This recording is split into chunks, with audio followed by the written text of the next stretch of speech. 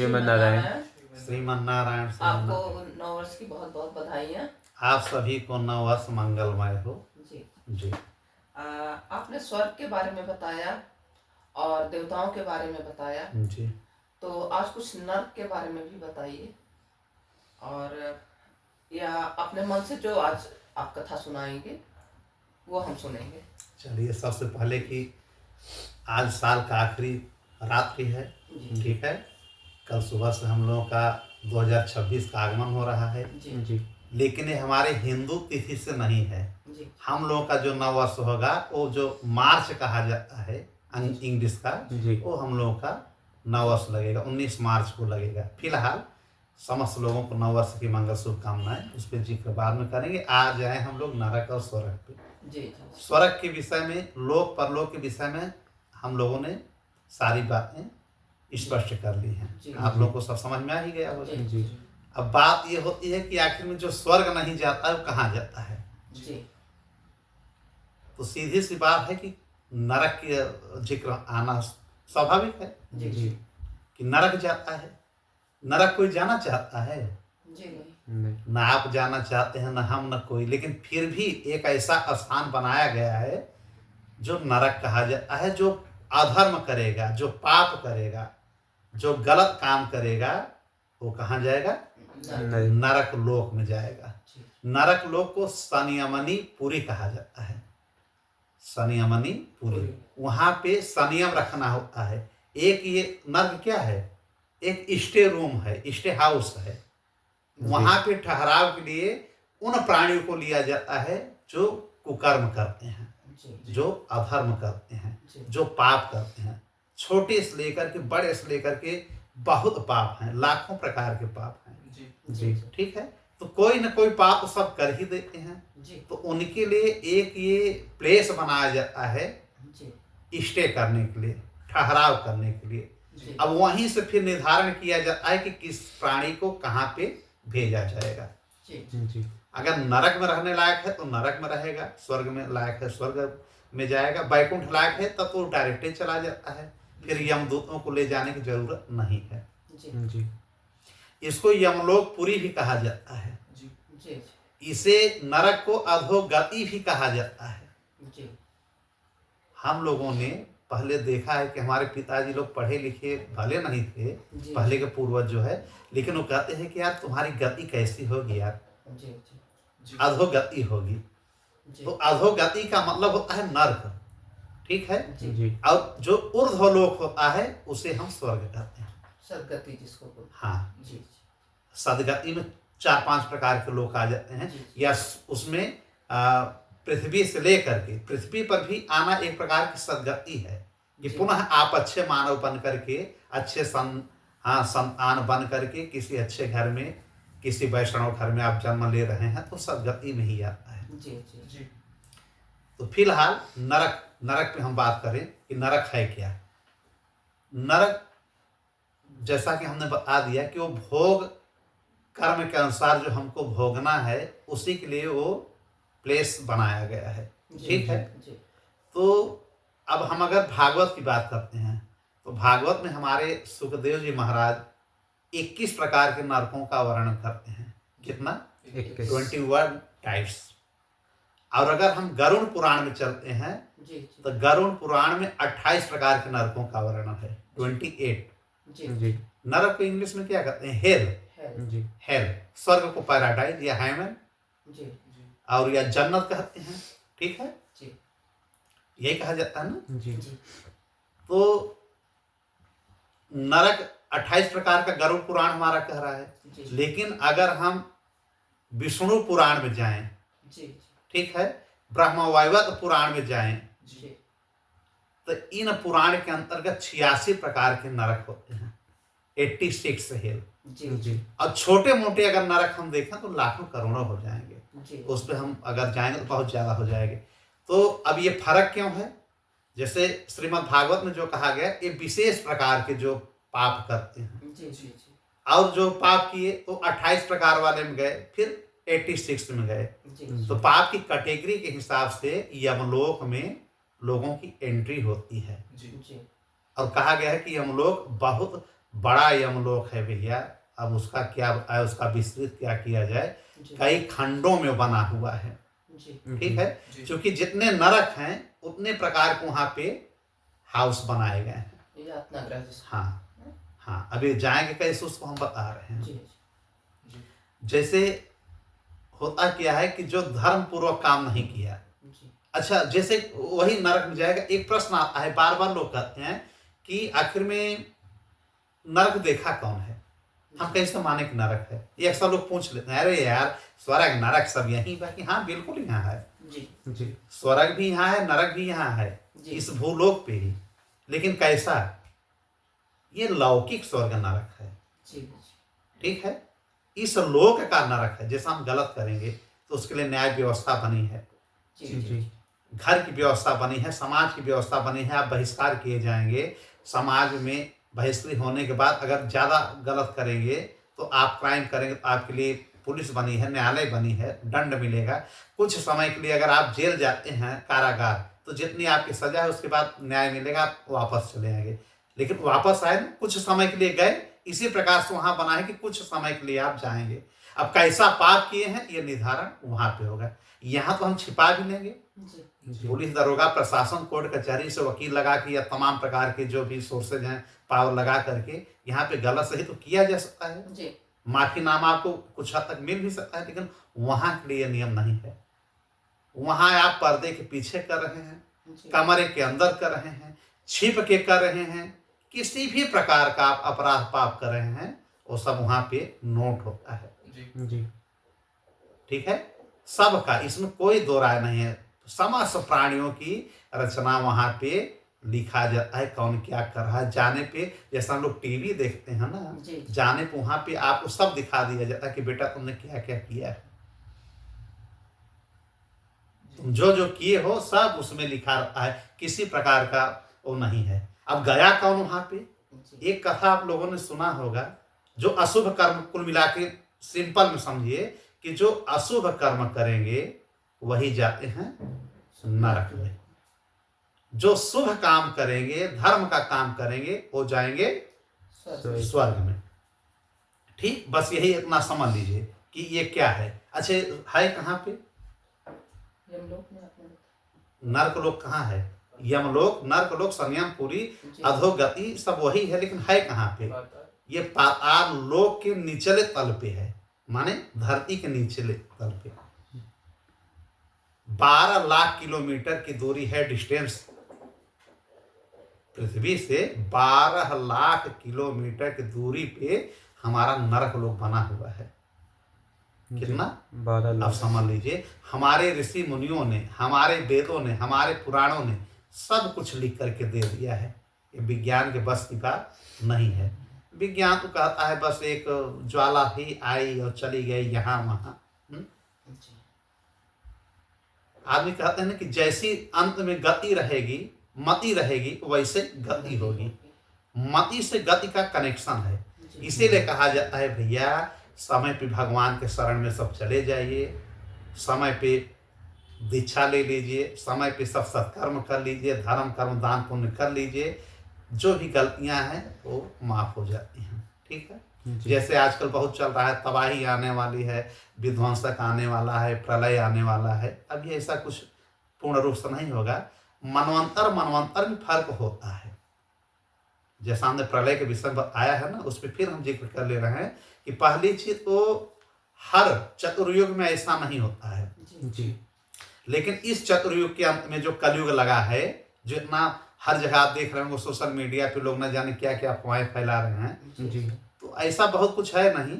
जैसा हमने अभी एक बताया था भविष्य मालिका के हिसाब से, थोड़ा सा उस पर और प्रकाश डाल दें कि जैसे हमारे और पुराण जो कह रहे हैं कि जब ये कलयुग अपन चरम सीमा पे आएगा, तब कल की अवतार होगा, प्रकट होंगे, घोड़े से बैठेंगे, कहाँ पे? मुरादाबाद में। ठीक है, संभल गांव में।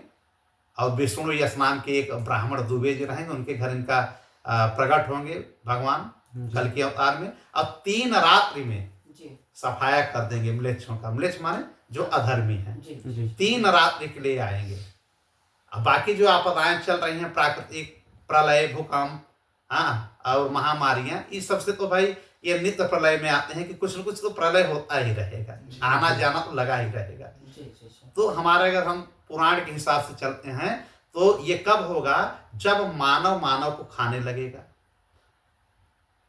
जी। तो अभी मानव मानव को खा नहीं रहा, लेकिन शुरू हो गई है परंपरा। जी, जी, जी। जब पति पत्नी का बिल्कुल प्रेम नहीं रहेगा, जब पुत्र अपने पिता को पूर्ण रूप से अपनी मां को छोड़ देगा,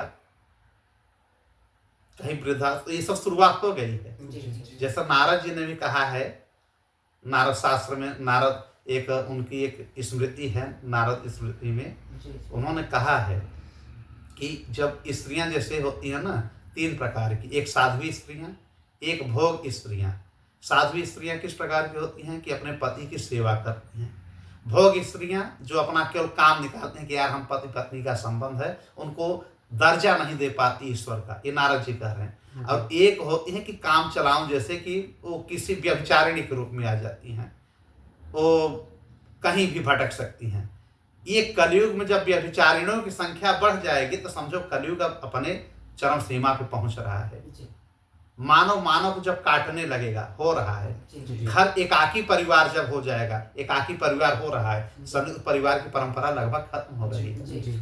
ठीक है, तो कहने का मतलब कि हर प्रकार का कलह जब शुरू हो जाए, चोरी डकैती, एक दूसरे पे धोखाधड़ी, विश्वासघात, तब उस समय जो है समझो कि अधर्म बहुत बढ़ा है। तब जाकर के एक बार ये पूरा सफाया करते हैं और वही फिर सतयुग लग जाता है। जी। जब हमारे प्रभु कल के अवतार में आएंगे, सफाया करेंगे, तो वो आ जाएगा। फिलहाल हम नरक पे चलें।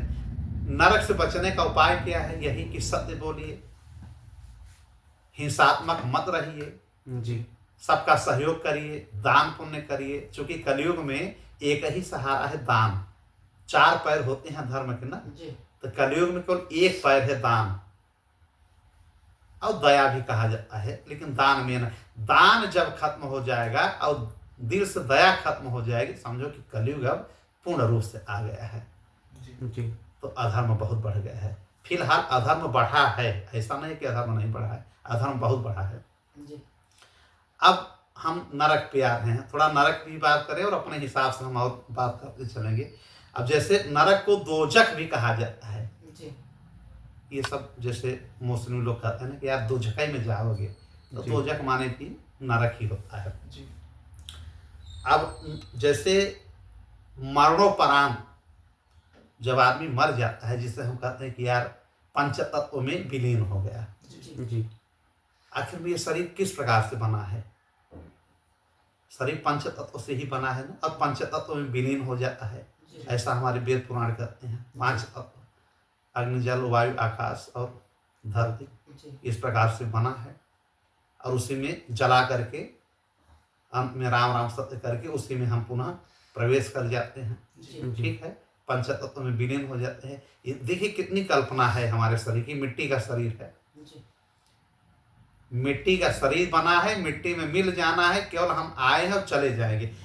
तो हमारा निर्माण किस प्रकार से होता है, थोड़ा उसको समझ लीजिए। शरीर का निर्माण, शरीर का, हमारा शरीर 3 प्रकार का होता है। एक कारण शरीर, एक सूक्ष्म शरीर, एक स्थूल शरीर। जी। जो हमको बॉडी पूरी मिली है, स्ट्रक्चर जो मिला है, जी। इसको स्थूल शरीर कहते हैं। जी। इसी शरीर में हमारे आत्मा आकर के सूक्ष्म शरीर के रूप में रहती है। क्यों आई है उसको कहते हैं कायिक करण, कायिक या कारण शरीर। जी। किस कारण से आई है? भोगने के लिए आई है, सुख दुख भोगने के लिए ही ये शरीर मिला है। जी। कोई शुरू से अपंग हो रहा है, आंख नहीं, नाक नहीं, कान नहीं, भोग रहा है, गरीब है, अमीर है, जो भी है कर्मों के अनुसार वो भोग रहा है। जी। यहाँ तो भोगेगा ही। इतना 84 लाख जन्म लेने के बाद हम लोग मनुष्य तन पाए, तो बहुत भोगना पड़ेगा ना यार। जी। हर शरीर में भोगे हैं। जी। ये तो शरीर मिला है कि हम अपने आप को तार लें, जी। अपने आप को हम चाहें तो हम स्वर्ग वैकुंठ गोलोक की यात्रा करा सकते हैं, केवल इस शरीर से, मानव शरीर से, बाकी पशु पक्षी के शरीर से नहीं। तो इसी में, इस शरीर में पंच तत्व के रूप में हमारी एक आत्मा रहती है। इस आत्मा को कहा जाता है कि यह जीवात्मा है, जी। जीव अंश है, परमात्मा अंश है। इसका मतलब यही कहा जाता है कि प्रत्येक मानव में, प्रत्येक जीव में, जीव जंतु में आप ईश्वर को देखिए। जी। ईश्वर हमारे अंदर भी हैं, आपके अंदर हैं, आपके सारे लोगों के अंदर हैं। जी। ये हमारा अध्यात्म कहता है कि इतना मानना चाहिए। जब आप इतना मानने में क्या जाता है, अगर हम मान लेंगे तो क्या प्रॉब्लम है भाई। और है भी ऐसा, जब ये चिराग निकल जाएगी, ज्योति निकल जाएगी, जी ये शरीर तो ऐसे रह जाएगा ना। जी इसका मतलब कुछ न कुछ, जिसे हम प्राण कह रहे हैं, प्राणवायु कह रहे हैं, ये हमने तो पैदा नहीं किया है, जी न वैज्ञानिक ने बनाया है, कहीं ना कहीं से आया है। जी माँ बाप तो केवल कारण बने हैं उस बॉडी का, जी। बाकी रचना तो किसी सृष्टिकर्ता ने ही किया है ना। जी तो कुल मिला के घुमा फिरा करके भगवान है, ईश्वर है, उनके हम लोग शरण में हम लोगों को जाना चाहिए, हर पल उनका सुमिरन करना चाहिए, तभी हम भवसागर से पार होंगे। जी भवसागर क्या है? वही नरक में हम फिर जा रहे हैं। जी जी। नरक ही भवसागर है। तो जिस प्रकार से कहा गया है इसको अधोगति, तो मरने के बाद गति दो प्रकार की होती है। जब आदमी मरता है ना भैया, तो दो प्रकार की होती है। एक अगति होती है, आदमी कहता है बाहर अगति हुई, बड़ी अगति होता है। कुछ लोगों को आपने देखा होगा कि वो बेचारा जैसे मर रहा है, अब मर रहा है तो बहुत परेशान है, कहीं कीड़ा पड़ रहा है, हाँ, कहीं वहीं बेड पे ही उसका जो है विष्ठा निकल जा रहा है, मलमूत्र निकल जा रहा है, आदमी कहता है इसका अगति हो रहा है। माने वो इतना पाप किया है, या किसी जन्म का कुछ न कुछ, इस जन्म का नहीं किया है, पिछले जन्म का है। जरूरी नहीं कि इसी जन्म का आप पाप भोग रहे हैं। जी। आपका जो प्रारब्ध होता है, हाँ, शुभ काम अशुभ काम, और जो प्रारब्ध है इसी का उपभोग हम भोग रहे हैं, तो वो अगति होती है। अगति भी चार प्रकार की है, गौर से सुनिएगा। एक गति होती है, एक अगति होती है। अगति चार प्रकार का होता है और गति भी चार प्रकार, पांच प्रकार का होता है। जी। ठीक है। गति में क्या क्या है? गति में एक स्वर्ग है। जी अगर हम अच्छा काम करेंगे तो कहाँ जाएंगे? स्वर्ग, जिसे हम देवलोक कहते हैं, जी इंद्र का लोक, जी अमरावती लोक, या एक ब्रह्मलोक हम जाएंगे गति में। जी। स्वर्गलोक, देवलोक, ब्रह्मलोक, ठीक है। और या हम अगर बहुत अच्छा काम कर गए, बहुत बढ़िया काम कर गए, तब तो हम वैकुंठ और साकेत या उस लोक में चले गए, भगवान प्रभु के। जी। और या एक लोक होता है पितृलोक। पितृलोक को आप लोग भूल रहे हैं। पितृलोक पितरों के लिए ही बनाया गया है। जी। ये गति में आ रहा है। पितृलोक भी एक ऐसा स्थान है कि वहां पे उसके पितृलोक के देवता हैं आर्यमा, वहां पे ठहराव किया जाता है उस आत्मा का, फिर वहां से उनको खिला पिला करके उनके कर्मों के अनुसार कहीं ना कहीं भेजा जाता है। जी। और या फिर होता है नरक लोक, उसी में नरक लोक होता है, गति में ही। नरक लोक भी गति में आती है, लेकिन अगर हम अगति में जा रहे हैं तो अगति में सबसे खराब अगति का होता है दुर्गति। जी। आपने देखिए शब्द, आप लोगों ने शब्द सुना होगा, जी। क्या तो हर बड़ी दुर्गति हो, अगति होगी और दुर्गति होगी। तो मरने के बाद जो अगति है उसका सबसे खराब अगर परिभाषा कोई है तो दुर्गति है। जी। अगति है और क्षीणोदक है। क्षीणोदक माने तो छीन हो जाए पूरी बॉडी, यहां से तो परेशान हो गई करवा, नरक में जाने के बाद भी आप वैसे छिण छिण रहेंगे, छिण छिण ऐसे से काटे जाएंगे। भोगोदर्क, इस प्रकार के चार प्रकार की ये अगति होती है। अब सबसे खराब अगति में होती है दुर्गति। अब गति में सबसे खराब होती है नरक। जी। अच्छा, गति वाले भी नरक जा रहे हैं और अगति वाले भी नरक जा रहे हैं। लेकिन अगर गति माने आपका यहाँ पुण्य थोड़ा सा काम है तो उस गति के हिसाब से आप स्वर्गलोक की यात्रा कर सकते हैं। स्वर्ग में जाने पे क्या है, आप पुनः अपने पुण्य को, जितना पुण्य यहाँ पे किए हैं, अच्छा कर्म किए हैं, करने के बाद वहां से फिर आप पृथ्वी लोक पे आ जाएंगे। जी। लेकिन अगर वैकुंठ चले गए, साकेत चले गए, गोलोक चले गए, तो फिर आपको आने की जरूरत नहीं है। जब प्रभु लाएंगे तभी आप उनके साथ उनके सहचर बन करके आते हैं। जी। ठीक है। तो नरक लोक पे हम लोग आ रहे हैं कि नरक कौन जाता है? जो अहंकारी, अधर्मी, पापी, कुकर्मी और अशुभ काम करता है। अब ये आ कौन रहा है, इसकी परिभाषा हम डायरेक्ट यम से पूछते हैं। वहां के हेड ऑफ डिपार्टमेंट कौन है? यमराज है। दो रूपों में रहते हैं, जी एक धर्मराज के रूप में, एक यमराज के रूप में। जी धर्मराज जो कुछ आत्माएं अच्छा काम करती हैं उनको फौरन आगे के लिए बढ़ा देते हैं, जी जी और जो खराब एकदम की है एक रूप में यम के रूप में है। वहां बहुत ताड़ना मिलती है, बहुत परेशान किया जाता है, इतना परेशान किया जाता है, इतना काटा जाता है। जैसा जैसा पाप किया गया है वैसे वैसे पापियों को वहां पे पीटा जाता है, मारा जाता है, जलाया जाता है, काटा जाता है, मवाद पिलाया जाता है, खून का पानी की जगह खून और मवाद पिलाया जाता है। उन सब नरक में यही सब होता है भैया। एक सावित्री का नाम आप लोगों ने सुना होगा, सावित्री और सत्यवान की कथा सुना है। जी जब सत्यवान को लेकर के प्राण चले जाते हैं यमराज, जी। पीछे पीछे सावित्री चली जाती हैं यमलोक तक। जी आखिर में उसका शरीर कैसे चली गई? क्योंकि जो सावित्री थी, ये सावित्री देवी जो सावित्री माँ है, जी ब्रह्मा जी की जो धर्म पत्नी है, उनके वरदान से राजा अश्वपति की यहाँ इनका जन्म हुआ था। जी ठीक है। जी तो इतना मतलब इनके अंदर गर्व था कि सतयुग की घटनाएं चली गई साथ में अपने पति का प्राण लेने के लिए। जी तब उनको बड़ा आश्चर्य हुआ कि यार सशरीर तुम यहाँ तक पीछे चली आई हो, लेकिन आखिरी द्वार तक नहीं जा पाओगे, वहीं उन्होंने रोक दिया। जी जी यमराज अब पूछने लगे कि बेटा तुम वापस चली जाओ, क्या चाहिए? जी तब उन्होंने कहा कि हम अपने पति को छोड़कर नहीं जाएंगे। तब वहां पे संवाद होता है सावित्री का और यमराज का। जी तब यमराज कहते हैं कि देखिए, मरने के बाद कोई यहाँ से आत्मा वापस नहीं जाती है, शरीर वहीं है, आपका पति तो वहीं रखा है, जी जमीन पे ही गिरा हुआ है, पेड़ से गिरा मर गया वहीं रखा है। ये तो मैं केवल आत्मपुंज लेकर के आया हूँ। कुल मिला के बहुत जिद करती हैं, सुना होगा कि बाद में उनकी आत्मा को लेकर के आती हैं, पुनः जिला देती हैं जी वो सावित्री। तो सावित्री और इनके संवाद से यमराज के स्वर्गलोक नरक लोक की पूरी घटना होती है। फिर यमराज जी बताते हैं कि यहाँ पे 86 प्रकार के नरक हैं। जी जैसे लोग कहते हैं ना कि किसने देखा है, सावित्री ने देखा है।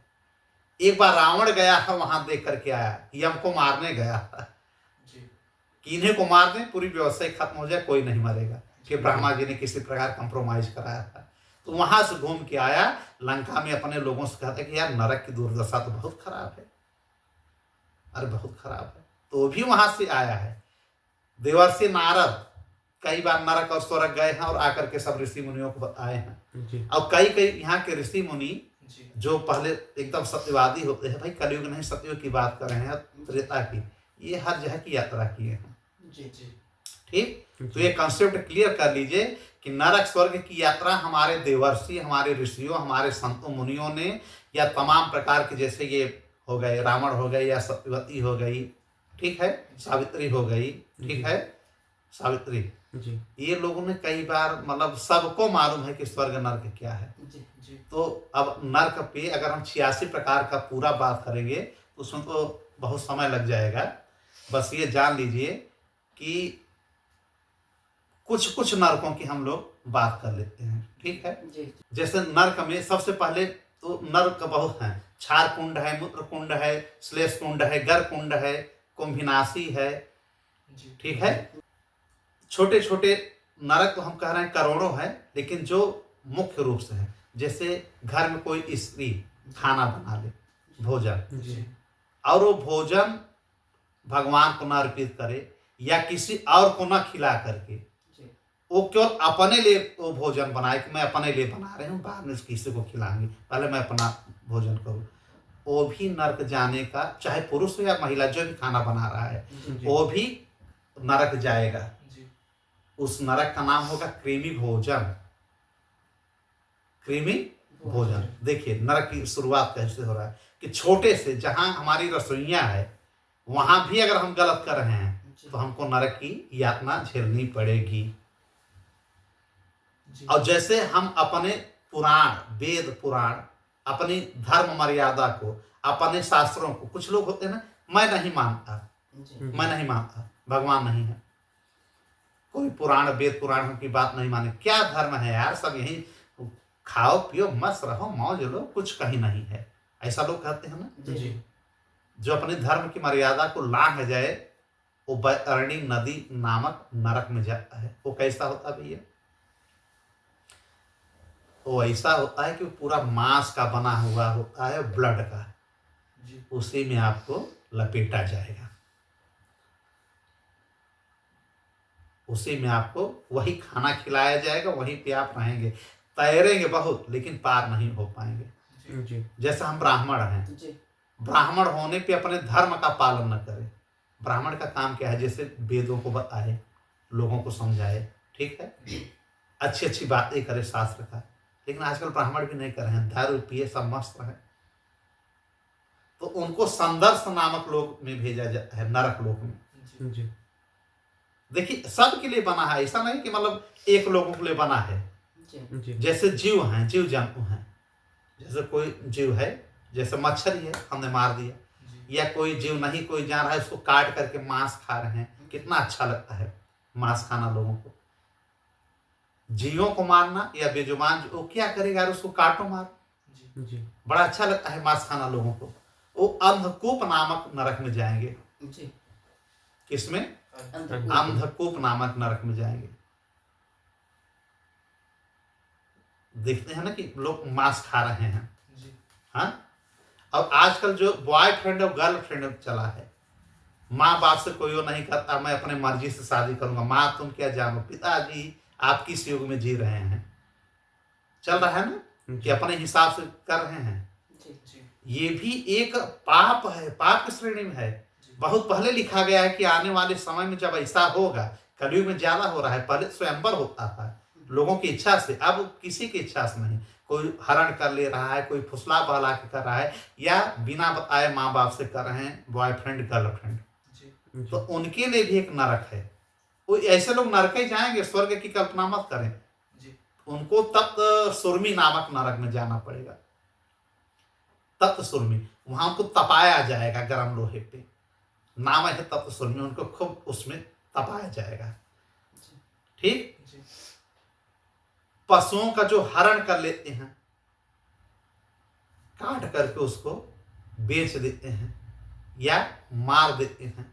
जी गाय का मांस, गाय को खूब मारा जा रहा है, सुने होंगे आप लोग, गाय हमारी पूज्य होती है। जी जी इन लोगों को मारने पर ऐसे लोग स्वर्ग नहीं जाएंगे, हम उन्हीं की बात कह रहे हैं जो नरक जाएंगे। जी प्राण रोधक नामक एक नरक है, वहां पे जाना पड़ेगा। जी हो रहा है ना जी ये, मतलब हो रहा, हो तो बहुत समय से रहा है, कलयुग में नहीं। ये परंपरा केवल कलयुग के लिए नहीं बनाई गई है, जी जी हर युग के लिए बनाई गई है।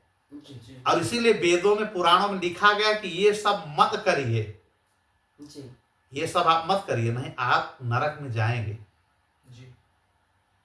जो पाखंडी होता है, पाखंडी मतलब समझ रहे हैं, पाखंडी मतलब जो गलत लोगों को बताए, दिखावा करे, जो पाखंडी होता है, या जो बलि देता है, होता है ना कि माता को बलि चढ़ाना है, जी सुना होगा आप लोगों ने। जी बलि उली नहीं चढ़ती, माता ने कभी बलि नहीं मांगा है, जी लोगों ने अपने सिस्टम के लिए बलि बना दिया है कि उसी बहाने हमको खाने को मिलेगा।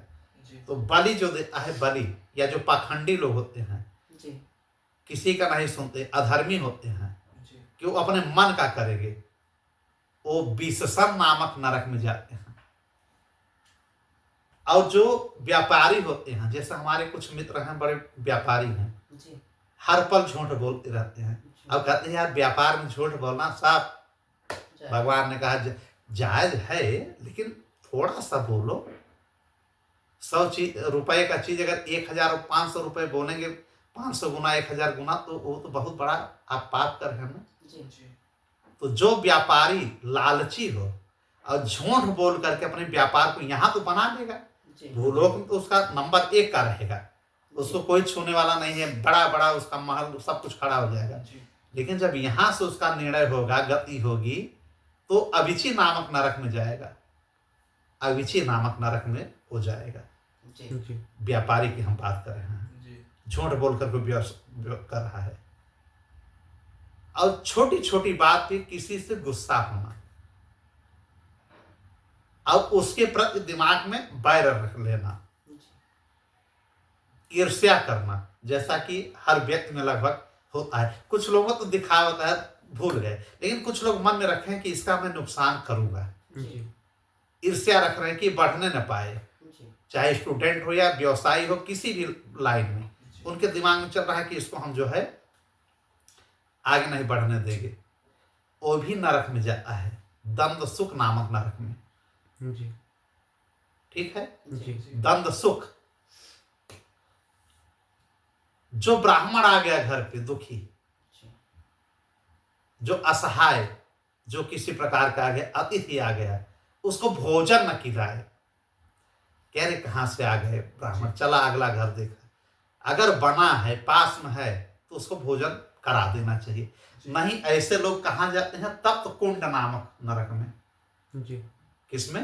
तब कुंड। तप्त कुंड नामक नरक में। देखिए, मतलब हर चीज के नरकों की व्यवस्था है, नरक की हर प्रकार की व्यवस्था है।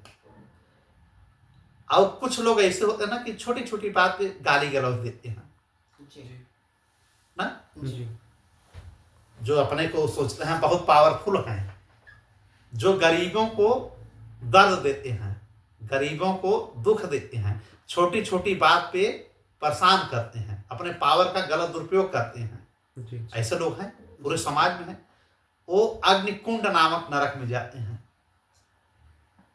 किस नरक में? अग्निकुंड। अग्निकुंड नामक नरक में। ये यमराज जी ने बताया सावित्री से, तमाम प्रकार के ऐसे नरक हैं। और कुछ लोग ऐसे हैं कि पशुओं को भी नहीं छोड़ते, बलात्कार कर देते हैं। सुना होगा आप लोगों ने, पशुओं को भी जी बलात्कार करते हैं। बताइए, बलात्कार करने की श्रेणी मतलब कहां तक चली गई है। तो जो पशुओं के साथ ऐसा करते हैं कि उनको भी न छोड़ें, तो उनके लिए वज्रकंत, वज्रकंत नामक नरक बना है, सालमली, जी वहां पर उनको भोगना पड़ेगा। इसीलिए तो 84 लाख योनियों की कल्पना की गई है, 84 लाख योनि बने हैं जी कि ये सब करने के बाद भी नरक में रहेंगे, उसके बाद उनको 84 लाख योनियों में पुनः भेजा जाएगा। भाई नरक फुल हो जाता है, कितना लोगों को रखेंगे? तो 84 लाख योनियां हैं क्या? एक तरह का नरक ही है। जो 84, हाँ, जो हम 84 लाख योनियों की बात करते हैं, क्या है वहां तो नरक हम नरक लोक में हमने भोगा ही। जी उसके बाद पुनः हम जो पाते हैं जानवरों का रूप या वृक्षों का रूप या किसी प्रकार, वो भी तो एक प्रकार का नरक है नया। जी अब मरणोपरांत अगर हम यहाँ से जाते हैं तो हमको 3 शरीर मिलता है, ये भी जान लीजिए। एक होता है यातना शरीर, एक होता है पुण्य शरीर, एक होता है दिव्य शरीर। यातना शरीर जो जाती है लेकर के, समझ लीजिए कि हम दूत लेके जा रहे हैं, बहुत मारते हुए ले जाएंगे, और नरक में खूब पिटैया होती है हर प्रकार की, बार बार काटे जाएंगे, बार बार ऊपर से फेंके जाएंगे। आपको लगता रहेगा, मतलब आप रो भी नहीं पाओगे, जैसा किए रहोगे वहां लाखों वर्ष, हजारों वर्ष तक भोगे जाओगे, 1-2 वर्ष नहीं, लाखों वर्ष तक। जी जो पुण्य शरीर पा जाएगा तो समझ लो कि देवलोक चला गया, स्वर्गलोक, उसमें चाहे वैकुंठ नहीं, चाहे वो चला गया ब्रह्मलोक में, सत्यलोक में, या जो है इंद्रलोक में चला गया। अब एक होता है दिव्य शरीर, मरने पर ही ये 3 शरीर मिल जाता है, दिव्य शरीर। और एक सूक्ष्म शरीर जो होता है उसमें प्रवेश करती है। सूक्ष्म शरीर तो वही आत्मा की हो, तो जाएगी साथ में, इस बॉडी के अंदर जो सूक्ष्म शरीर है वो जाएगी ही। तो उसमें जब वो प्रवेश करता है दिव्य शरीर में, तो समझ लीजिए कहाँ गया वो? वैकुंठ गया, वैकुंठ गया। 3 शरीर तो हमारे प्राकृतिक के शरीर धरती के लिए है, जी कारण शरीर, स्थूल शरीर और सूक्ष्म शरीर। जी सूक्ष्म शरीर से निकल जाता है जिसमें प्राण होता है, जी फिर 3 शरीर इसको मिलता है। जी एक यातना शरीर, भोगने के लिए, नरक जाने के लिए यातना शरीर है। जी पुण्य शरीर, देवलोक जाने के लिए। और दिव्य शरीर हमारे श्रीमन नारायण के धाम जाने के लिए, साकेत जाने के लिए, गोलोक जाने के लिए। जी ठीक है। जी जो यातना शरीर है ये जाती है नरक में, अधोगति होता है। ठीक है, समझिए पहले। तो वहां पे टेम्पररी हाउस है, उसको नरक लोग को हम कह सकते हैं कि टेम्पररी हाउस होता है। 1000 वर्ष के लिए, 1 लाख वर्ष के लिए, 50,000 वर्ष के लिए। ये नहीं कि 150 वर्ष, हम तो गलत करेंगे 10-20 वर्ष, जी भोगेंगे लाखों वर्ष, 50,000 हजारों वर्ष। जी अगर हम नरक में एंट्री होगी, और सभी का नरक में एंट्री लगभग तय है, जिस प्रकार से लोग काम कर रहे हैं। कोई पैसे का लोभी, कोई काम वासना का लोभी, कोई किसी का जमीन हड़प ले रहा है, भाई भाई का नहीं हो रहा है, ठीक, जी भाई भाई का नहीं, बाप बेटे का नहीं हो रहा है, बेटा माँ बाप का नहीं, तो हर प्रकार के यार ये सब नरक में जाएंगे। जी तो जो 84 लाख योनियां यहाँ बनी हैं उसको 3-4 भागों में बांटा गया है। जी 84 लाख योनि, तो बार बार हम सुनते हैं कि क्या है 84 लाख योनि।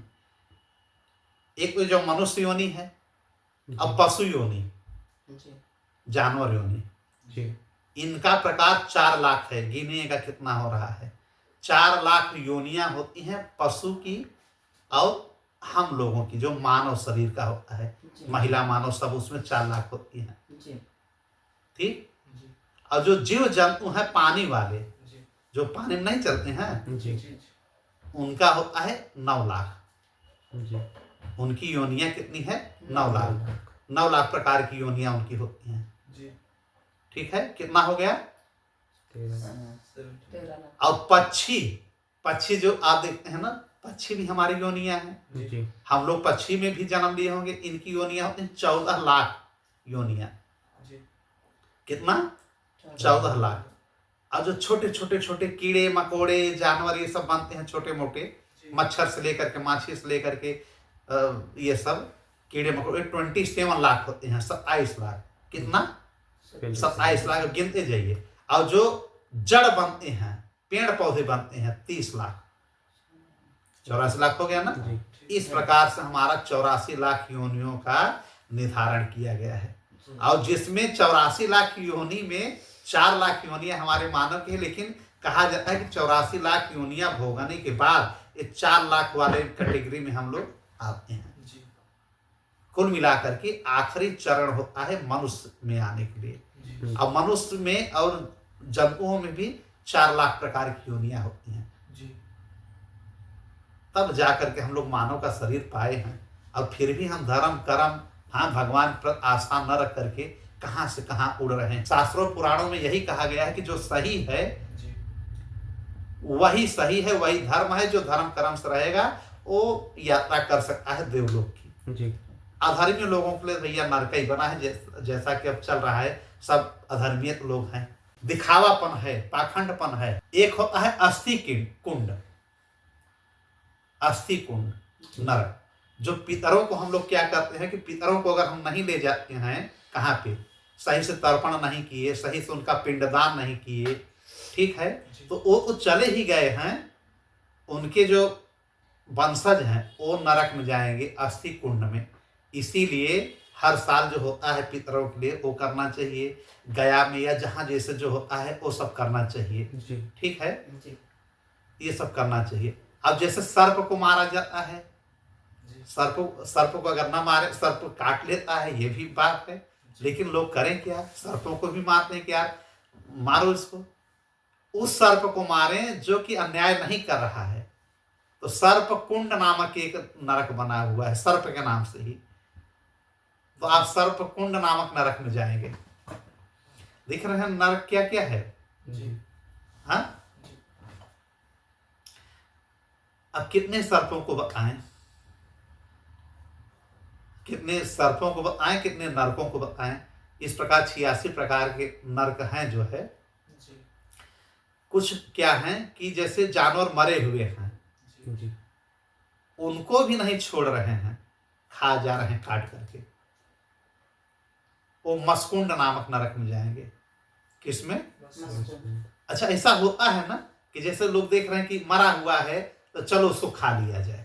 जी जी हाँ, जी होता है ना कि यार मरा है, चलो तो मर गया है, खा लो। वो भी पाप है, वो भी अपराध है, वो भी नरक की आपके श्रेणी में लेकर के जाएगा। तो नरक का ये सब सावित्री से उन्होंने बताया। नारद जी ने भी इसका नारद पुराण में भी जिक्र किया है, गरुड़ पुराण में है ही, भागवत पुराण में जिक्र है ही, विष्णु पुराण में जिक्र है। तो नरक का हर जगह जिक्र है। ये कह करके हम पिंड नहीं छोड़ सकते कि नहीं भैया नरक में हम नहीं जाएंगे, नरक कहीं है ही नहीं, सब यहीं भोग रहे हैं। ऐसा कुछ नहीं है, नरक है, जाना पड़ेगा। जो नहीं, ये डराने वाली बात नहीं है। देखिए, ये डराने वाली बात नहीं और न डरने वाली बात है, बस ये समझने वाली बात है। जी जी क्या है, समझाने वाली बात। कि उसको समझिए कि हम क्या करें, किस प्रकार से ईश्वर की सेवा करें, किस प्रकार ईश्वर का भजन करें, हरि नाम किस प्रकार से लें कि हम जो है ये सब चीजों से बच जाए, जी नरक में हमको जाना न पड़े। इस नरक को ही नरकुंड कहा जाता है। जी कुंड, कुंड मतलब समझ लो तालाब जैसा होता है। तो इसको हम चाहे नरक कुंड कहें चाहे नरकुंड कहें। जी नर में नारी सब आ गए, सारे लोग जो भी हैं नरक कुंड में जाने। अच्छा, क्या मनुष्य ही जाता है क्या वहां पे? जीव जंतु भी तो जाते हैं मर करके। तो लेकिन जीव जंतु कब जाते हैं? ये 84 लाख तो यहीं घूम लेंगे। 84 लाख योनि के बाद हमारा मनुष्य तन है, उसके पहले जो है 99 तक ये सब यहीं भोगेंगे। जैसे कोई घोड़ा पैदा हुआ, मर गया 5 साल में 4 साल में, तो गया वहां से, फिर किसी शेर बन गया, भालू बन गया, गिलहरी बन गया, गिरगिट बन गया, जो भी। तो 84 लाख के लिए नरक में जगह नहीं है, वो ऐसे भोगिए। ये मनुष्यों के लिए है कि यार तुमको शरीर मिला, फिर भी तुम अपना क्यों नहीं काम करके चले आए, भगवान का भजन क्यों नहीं कि काहे नरक आ रहे हो बार बार। फिर ऐसे लोगों को हम लोग जब वहां जाएंगे तो ज्यादा मारे जाते हैं। क्यों मारे जाते हैं? क्योंकि मनुष्य के पास बुद्धि और विवेक दोनों है। हाँ, देखिए आपका ये जो मानव शरीर मिला है आपको तारण करने के लिए मिला है, भोग विलास के लिए नहीं। भोग विलास करिए, बिल्कुल करिए, लेकिन इस ढंग से करिए कि अपनी व्यवस्था आगे का बन जाए।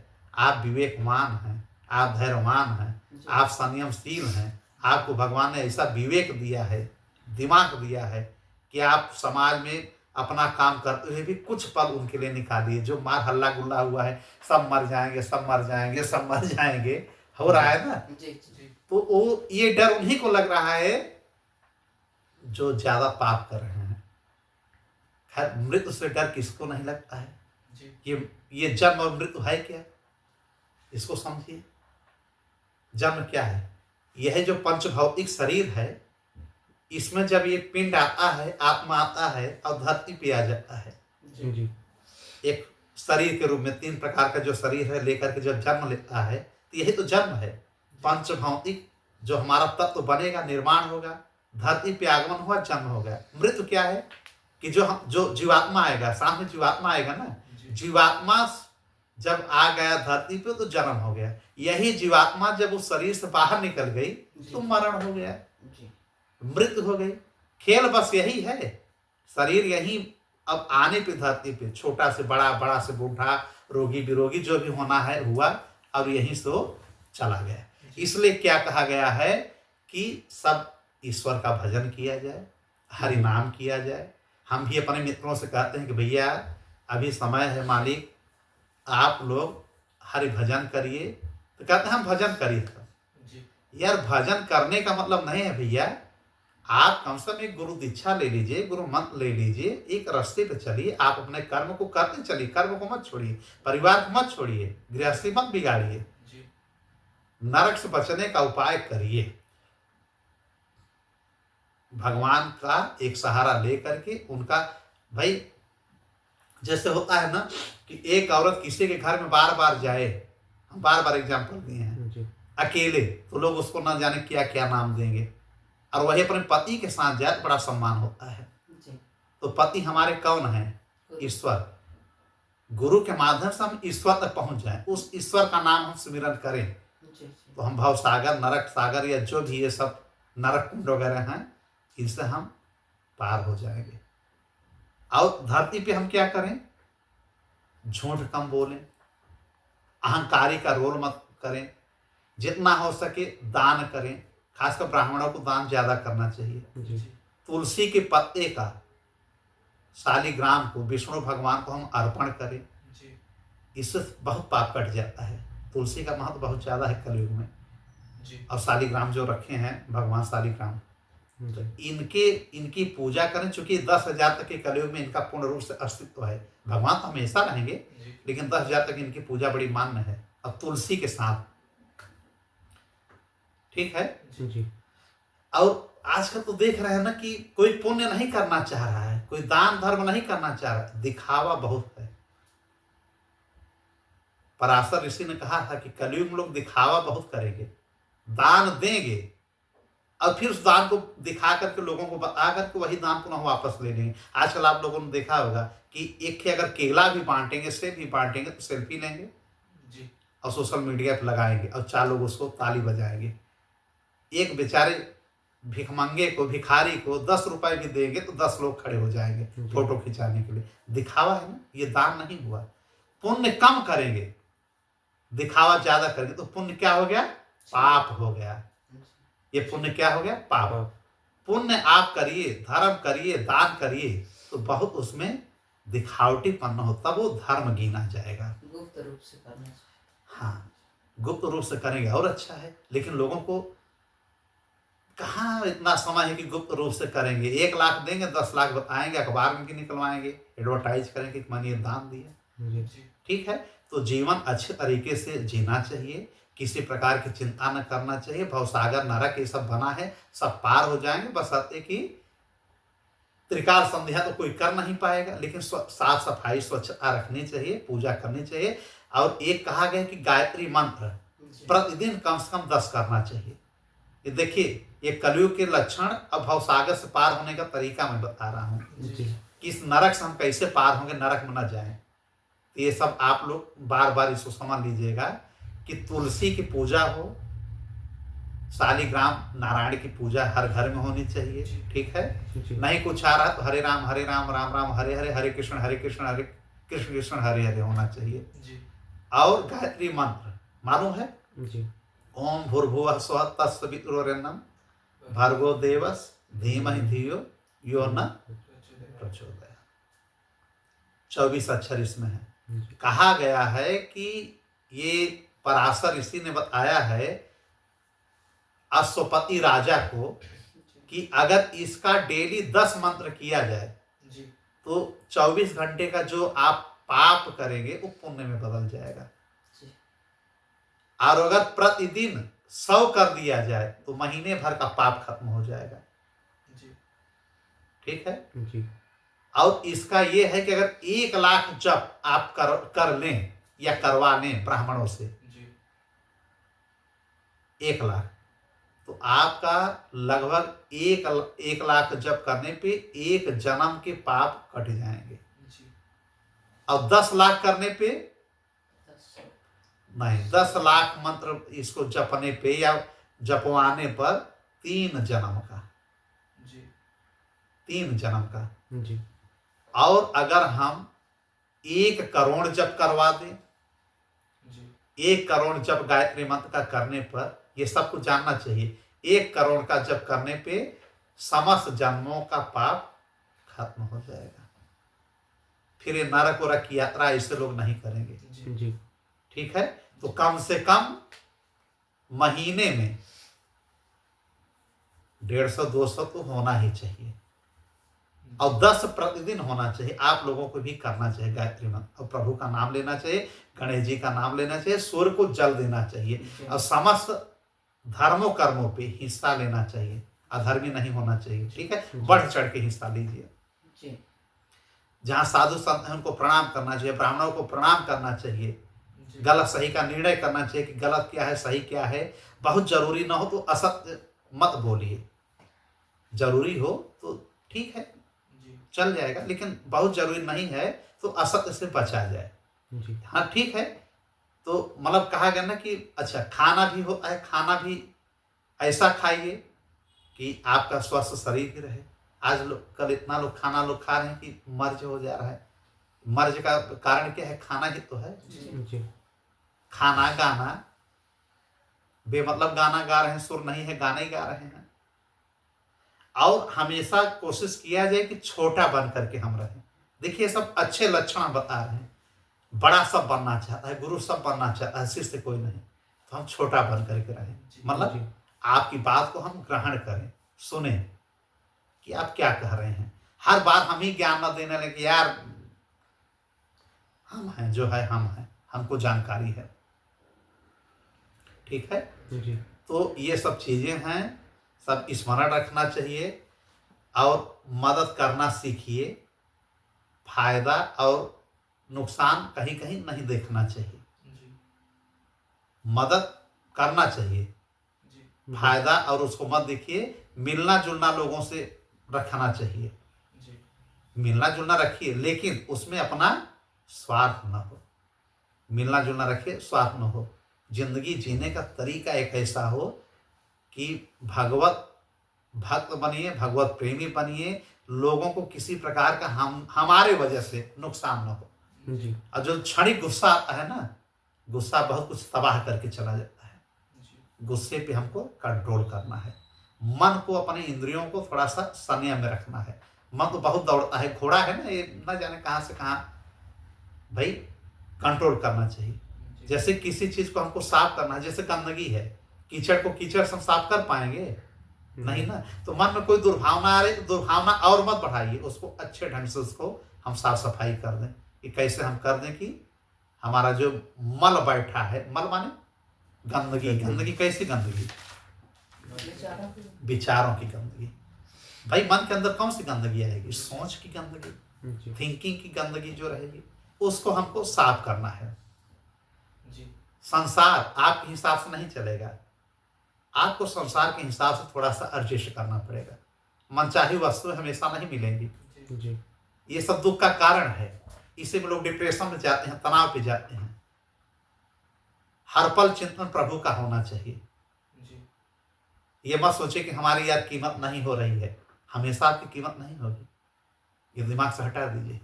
आपकी कीमत कब होगी, जब आपकी जरूरत पड़ेगी। जी जरूरत के वक्त ही आप पूछे जाएंगे, जरूरत के वक्त ही आपकी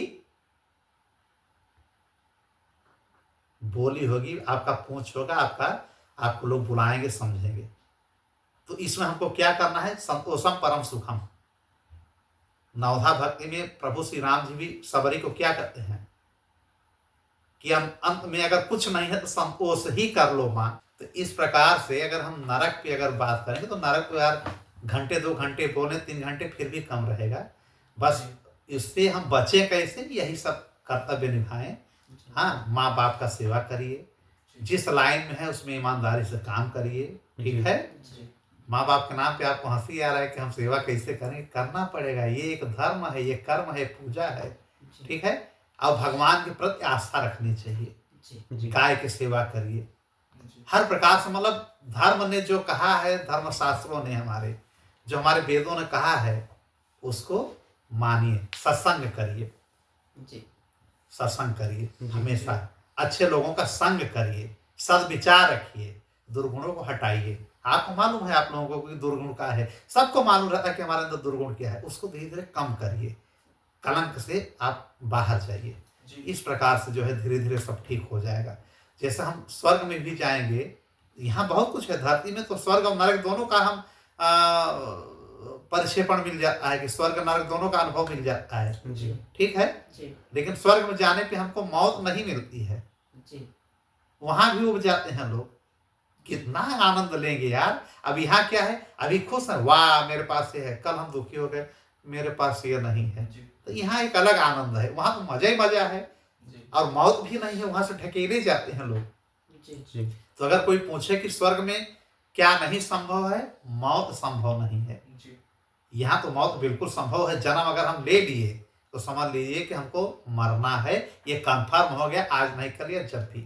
जी जी तो स्वर्ग में मौत नहीं है। और जो गीता है, गीता में कोई बात झूठ नहीं है, जी जी जो प्रभु ने सुनाया है श्री कृष्ण जी ने, उसमें सारी बात उन्होंने सही कहा है। जी जी अब दुनिया में सुकून नहीं है, जी ये जो दुनिया है यहाँ सुकून नहीं है, हम झूठा ही सुकून इसमें निकालते हैं। लाइफ इज स्ट्रगल, कहीं पढ़ाई का टेंशन, कहीं घर गृहस्थी का टेंशन, कहीं पति हमसे नाराज है, कहीं पत्नी नाराज है, कहीं दुश्मन पीछे पड़ा हुआ है, कहीं हमारे भाई साहब नाराज हैं, समाज हमको क्या कहेगा, मैं गलत करूँ सही, तो यहाँ पे सुकून नहीं है, जी ठीक है। ये समझना चाहिए। अब इंसान के अंदर क्या नहीं है, सब्र नहीं है। मतलब समझिए ये क्या बन गया, स्वर्ग में मौत नहीं है, गीता में झूठ नहीं है, इंसान में सब्र नहीं है, अब दुनिया में सुकून नहीं है। जी तो अब इसको हमको कॉन्सेप्ट बनाना है कि हमको किस प्रकार से अपने आप को एडजस्ट करके चलना है। हर जगह हरि हरि नाम हमेशा। कलयुग में एक ही सहारा है भैया, हरि नारायण, हरि नारायण, हरे राम श्रीमन नारायण श्रीमन नारायण, राधे राधे, जय श्री कृष्ण। ये सब हम करते चले। सर्वश्रेष्ठ मिठास किसमें है? हमारी वाणी में ही है। जी जी इसी वाणी से चाहे आप राजपद पा जाइए, चाहे जूते का माला पा जाइए। जी ठीक है। जी तो वाणी बहुत कुछ है। इसलिए जब भी बोलें अहंकार से रहित होकर बोलें, अभिमान पूर्वक न बोलें, मीठी मीठी बात बोलें, जी मीठी मीठी बात बोलें। और हर शास्त्र हमारा कहता है कि अगर इस धरती पे हमारा भगवान कोई है तो सबसे पहली माँ, और पहली गुरु माँ, उसके बाद सेकंड पे पिता, थर्ड पे गुरु।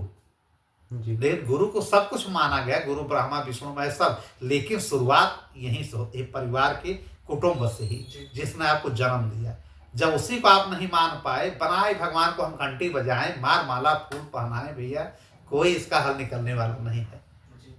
तो ये सब क्या है? ये सब एक उपाय है कि हम नरक न जाएं।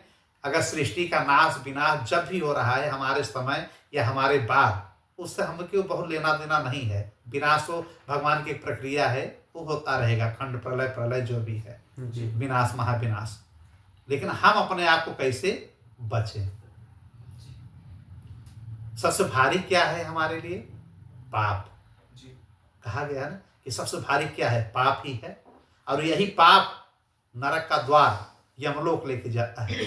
यमलोक क्या है? नरक का द्वार है ना। अगर यमपुरी हम गए तो नरक गए, जी या देव शरीर हमको मिले स्वर्ग जाए, या दिव्य शरीर मिले हम बैकुंठ चले जाए। इतना तो हम भाई हम लोग हैं नहीं। कब बनेंगे? जब कुछ भी करते रहे मन में प्रभु का नाम रहे कि प्रभु ये आपका है, मैं गलत बोल रहा हूँ, सही बोल रहा हूँ, क्या कर रहा हूँ। और इस धरती पे सबसे महंगा क्या है पता है? क्या है? सोना चांदी हीरा जवाहरात क्या है? सबसे महंगा है किसी का सहयोग करना, वो भी निस्वार्थ। अगर आपके पास आपको कोई दुख पड़ा तो सबसे पहले आपके इत्र मित्र यार रिश्तेदार सब आपको छोड़ देंगे। जो सहयोग करेगा तो हो स्वार्थ में करे, क्या इससे हमको कुछ लाभ है? ठीक है। जी लेकिन अगर निस्वार्थ सहयोग कोई करेगा बहुत मुश्किल है। तो इसीलिए कहा गया है कि सबसे महंगा क्या है इस धरती पे? निस्वार्थ किसी से प्रेम करना, निस्वार्थ किसी का सहयोग करना। जहां प्रेम भी होता है वहां भी कुछ न कुछ लालच होता है, लोभ होता है, स्वार्थ होता है। ये सब बड़ी अमूल्य चीजें हैं। ये सब ध्यान देने वाली बातें हैं। नया साल लग रहा है, नव वर्ष लग रहा है, इसलिए नई नई चीजें आप लोग कंसेप्ट में रखिए कि क्या गलत है क्या सही है, उसको हमको कैसे करना है। जैसे कहा गया कि सर्वश्रेष्ठ माँ ही होती हैं, और सबसे सर्वश्रेष्ठ दूध भी माँ का होता है।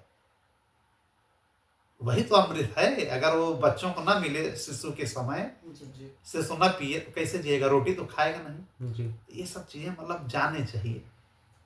अब सबसे कड़वा क्या लगता है? सत्य। अगर आप सत्य किसी को बोलेंगे ना तो सबसे पहले वो अपना दुश्मन है यार। तो कहीं कहीं सत्य बोलना भी बड़ा दुश्मनी का कारण बन जाता है। हम लोगों को अपने मित्रों से कहते हैं कि यार भगवान की तरफ जुड़ो, भगवान का पूजा पाठ करो। लोग हमको क्या कहते हैं मालूम है? अरे पांडे जी आप तो बहुत पैसा कमा लिए हैं, आपका घर गृहस्थी बन गया है, आप भजन करिए। अरे घर गृहस्थी तो बड़े बड़े अरबपतियों और करोड़पतियों का बना है, वो भी पूजा पाठ कर रहे हैं। न जाने कितना लोग अपना अरबों की प्रॉपर्टी छोड़ के चले जा रहे हैं। ये कोई तरीका थोड़ी है। भगवान से मिलने के लिए पैसे की जरूरत नहीं है, तन और मन की जरूरत है, धन की नहीं जरूरत है। तन अर्पित कीजिए, मन अर्पित कीजिए। लेकिन अभी लोग कोई कहेगा 60 वर्ष बाद में बनूंगा। क्या बनूंगा? मतलब पूजा पाठ करूंगा। तो ऐसे लोग बहाना बना करके इसी माया जाल में इस धरती पे उलझे हुए हैं और उलझे रहेंगे। उनका बेड़ा पार होना बड़ा मुश्किल है। अच्छा, सबसे सस्ता क्या है यहाँ पे? किसी को सलाह देना, ज्ञान देना। हर आदमी ज्ञानी बन जाएगा। अरे यार मरना सबको है, मत परेशान हो, कुल करो, सलाह देने चलाएगा मुफ्त में। जी सहयोग नहीं करेगा। ये सबसे महंगा है। ठीक है, तो ये सब चीज़ें जाननी चाहिए कि कैसे क्या है, किस प्रकार से है। जी और कुछ प्रकार से ये होता है कि कहीं जैसे हम लोग हर जगह हंसते हैं ना, तो कहीं कहीं हंसना भी नहीं चाहिए, ये भी पाप है, ये नरक का कारण है, ये भी समझ लीजिए, जी ये भी जानना चाहिए। मतलब अपने संस्कार अगर अच्छे हो गए कुल मिलाकर के, अपना सोच, अपनी मर्यादा, अपना धर्म, ये सब अगर हम सही कर लिए तो काफी हद तक हम सही राह पकड़ लेंगे, सात्विक विचार रखेंगे, प्रभु भजन करेंगे, तो हमारी यात्रा सही चलेगी। कुछ जगह जहाँ नहीं हंसना चाहिए, जैसे शमशान में जब कोई जाता है तो वहाँ मनन करना चाहिए कि यार ये कैसी गति हुई, ऐसी गति एक समय हमारी भी होगी, कोई सोचता नहीं, जब सोचेगा तो उसका चक्षु ज्ञान खुल जाएगा। शमशान में नहीं हंसना चाहिए, जब अर्थी लेकर के जा रहे हो तब नहीं हंसना चाहिए, जी ठीक है, उस समय भी नहीं हंसना चाहिए। उस समय विचार करना चाहिए, राम राम सत्य है जो बोला जाता है, उसमें विचार करें कि आखिर में ये क्या है। कहीं शोक हो रहा है, शोक सभा है, कोई दुखी है, वहां पे मत हंसिए। नहीं, आप तो हंस लिए, मन ही मन हंस रहे हैं, लेकिन ये अपराध आपका पाप में जा रहा है।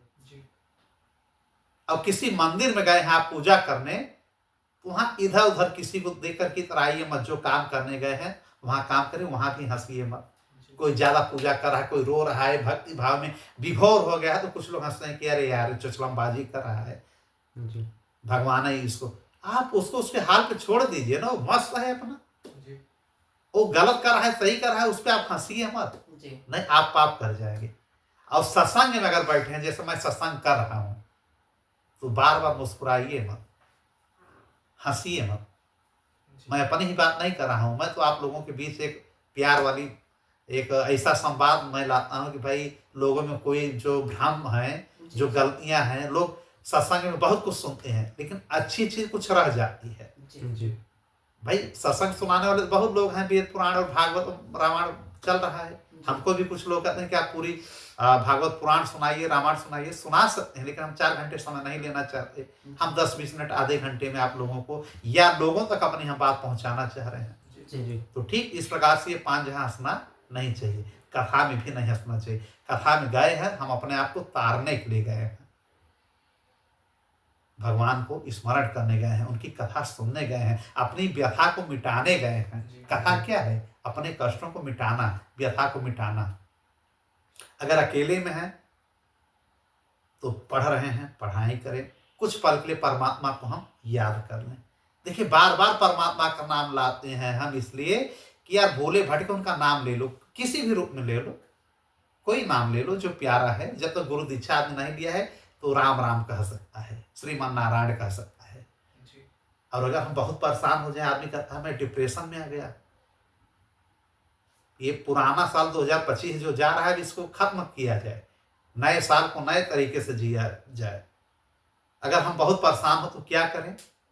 सो जाएं, डिप्रेशन में आकर के नींद की दवा खाएं? नहीं, ग्रंथों का सहारा लें। जी सदग्रंथ जो हमारे हैं, धर्मशास्त्र हैं, या जो अच्छे लोग हैं उनके बीच बैठ करके अपने प्रश्न का निवारण करिए। जो इसको आप उसके योग्य समझ रहे हैं कि हमारे प्रश्नों का ये सही जवाब देगा, गोल मोल घुमाएगा नहीं। अगर हम उदास हो जाएं तो ग्रंथ पढ़ें, कथाओं का ध्यान दें, और जो है अच्छी अच्छी कथाओं को पढ़ें या सुनें, जो भी जैसा हो सके। जी भगवत गीता को ले लीजिए, उसी को पढ़ लिया जाए। भगवत गीता एक ऐसी चीज है, 700 श्लोक का ही है, लेकिन उसमें हर प्रश्न का आपको जवाब मिल जाएगा।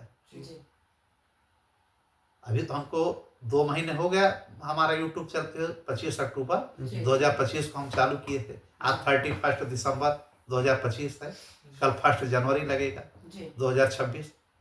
इस बीच अभी हमने भगवत गीता शुरू नहीं किया है। जी भगवत गीता 1 महीने बाद हम शुरू करेंगे। पहले जो प्रश्न है, प्रश्नों का सब जवाब देते हैं, तो भगवत गीता में बहुत कुछ मिल जाएगा। जी ठीक है, जैसे हम शिव मंदिर जाते हैं ताली बजाते हैं, क्यों? उनको जागृत करने के लिए।